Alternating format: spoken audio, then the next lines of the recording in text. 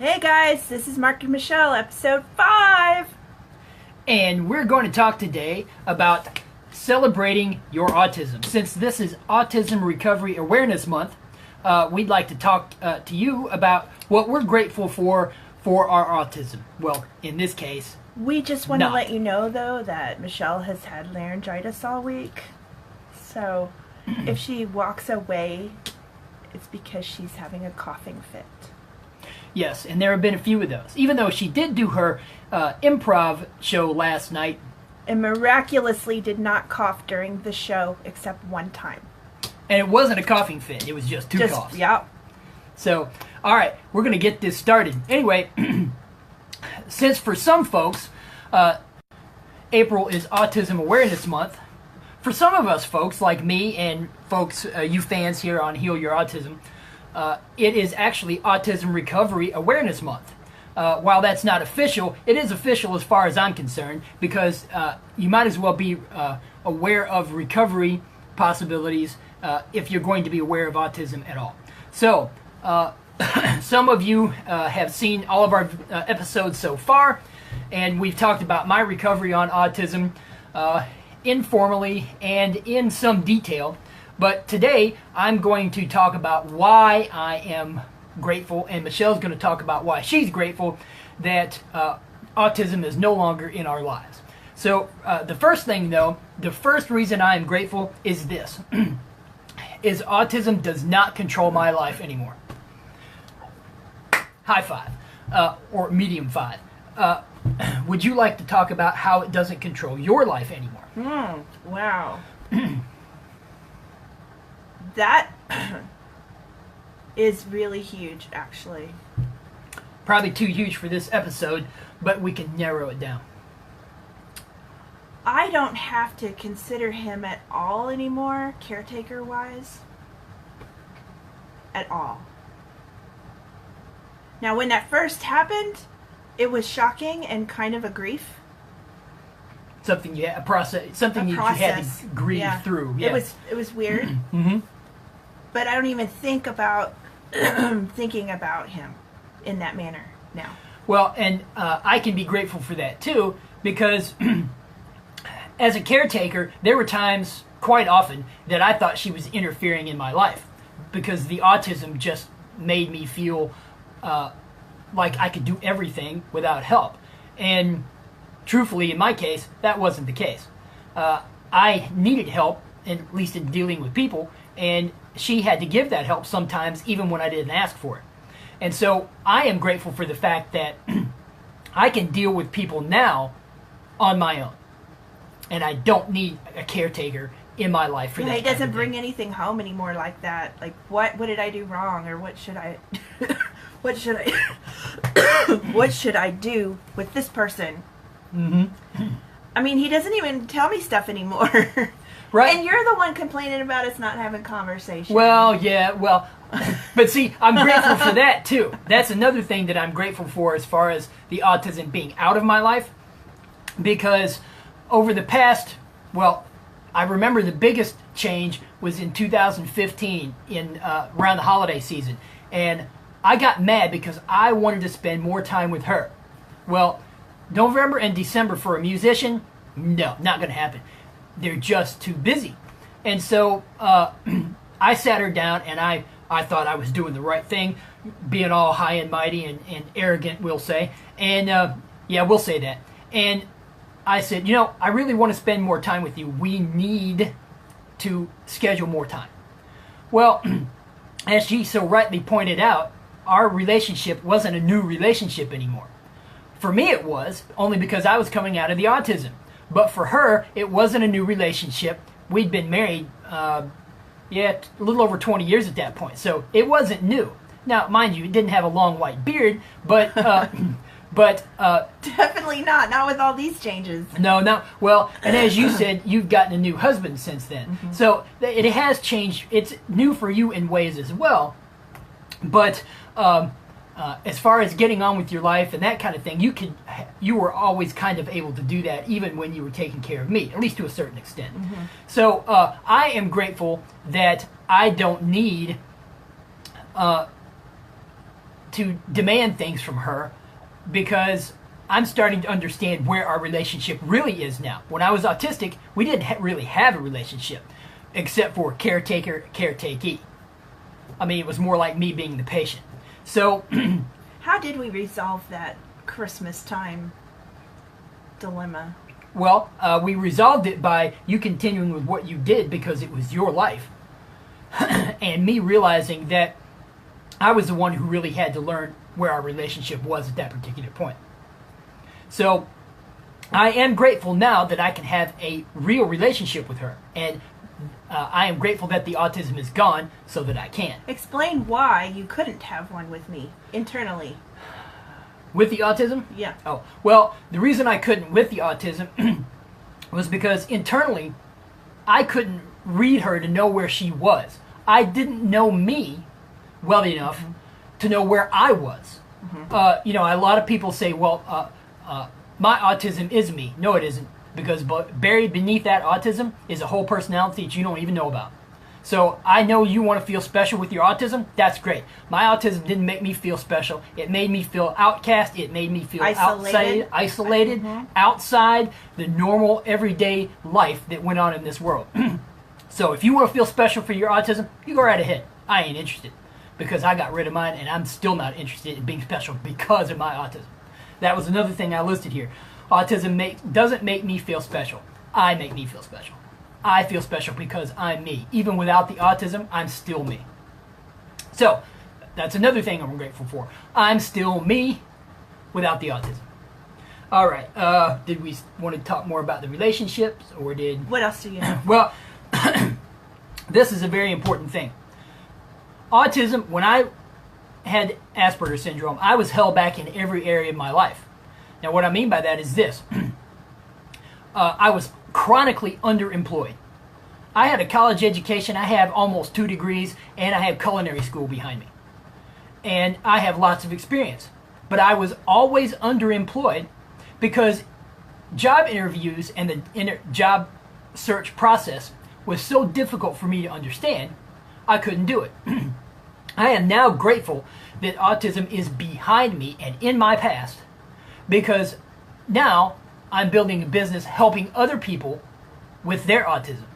We don't just coach people who are changing their diet to help their kids heal. But I also coach people who are still on the spectrum, who are looking for job interviews, who need to learn how to deal better with their loved ones. And I'm not even asking them if they want off the spectrum. That isn't the issue. The issue is they want to have their lives bettered and learn how to deal with their loved ones more and life better. And they're still on the spectrum. So I am grateful that I can actually do that now from the space of an NT and not an autistic person, because I still remember what it's like to be autistic, but I also now know what it's like to be an NT and have to deal with job interview processes, with loved ones, with strangers, with bullying. I even help people with bullying who need it.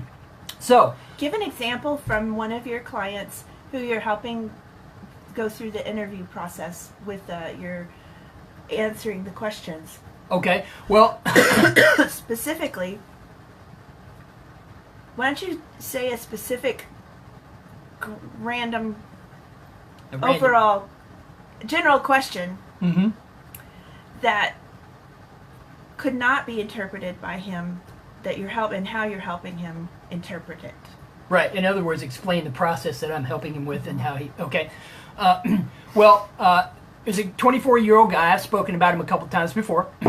And he and I are working through the job interview process and how to answer job interview questions.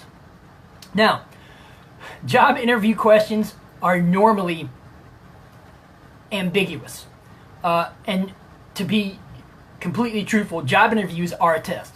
And that's what I tell any people who are on the spectrum whom I'm helping coach with job interviews and the job search process. Interviews are a test, period. And interviews are basically there to see if you fit into the company's culture, if you fit into that specific group of people that you'll be working with, and to assess your skill level for that particular position. So now, this young guy, he's 24, and I have to reinterpret these ambiguous job interview questions for him so that his more literal mind can get it. So here's an example. Can you tell me about a time when you had more work to do than normal, and how did you handle it? Now, that question sounds straightforward to most NTs out there, but for an autistic person, it's going to need to be worded more literally. So let me word that more literally. Tell me about a time when you had more work than you could handle by yourself. Tell me how you got the work accomplished.